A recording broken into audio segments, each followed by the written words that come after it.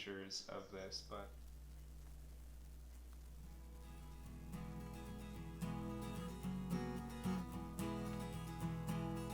I think for our students that participate in Doodle Lounge, it's a community for them. They don't necessarily find that in a school setting where there's students of all different abilities, and so what's great about Doodle Lounge is that it's people who are similar to them and who have similar interests. most of the kids enjoy having an audience and an outlet for their creativity.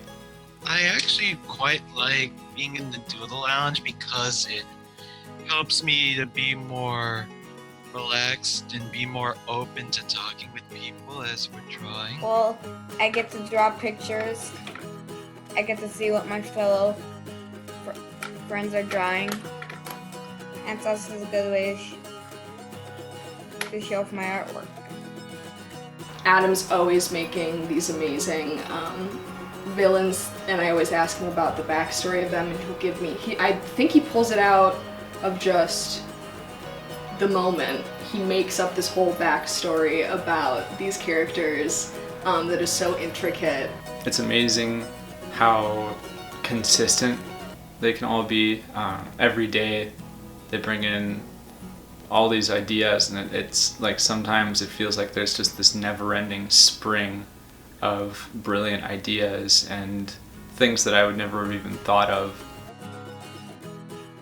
Doodle Lounge, I like how I'm able to talk with my friends and do something that I like, which is drawing.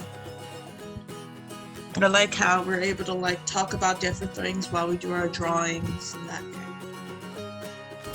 For me, it's really seeing the students who are coming out of their shell, who may feel like school isn't the best place for them. I think that something that's important for kids on the spectrum is not to feel limited by their disability. And because Islands fosters that creativity and achievement, then kids start to see themselves as limitless and start to see their potential.